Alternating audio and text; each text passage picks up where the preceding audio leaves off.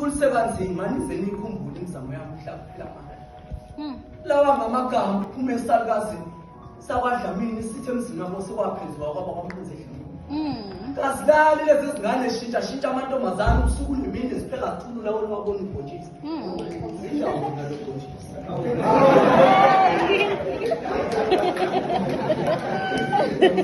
bantwana bami ngikhulise kanzima nize nikhumbule imizamo yami mhla kuphela manje lawa ngamagama esakwaDlamini sime phakathi kwamakhandlela amabili phakathi nobusuku sikhulekela lezi zingane zabo ezingakabi emakhaya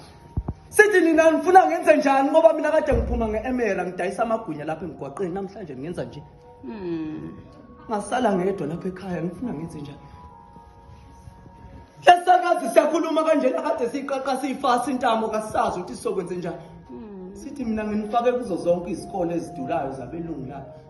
namhlanje ngihlinzakele ezibini emini ilanga libaleke nithini mina ngibabizo uJohn langalibalele eduku ezoyibona lempica abadala eniphilayo kodwa nabo kuyafana namafike baduku lawa ngamagama esalukazi sakwaDlamini siphakathi kweyadi siyakhulela sithi ngisizele lesizukulwane sithi lokhu kwahamba siba likhulu lezi zingane ziyazidapela izimoto zihambe zishintsha ufikile ke no-antwala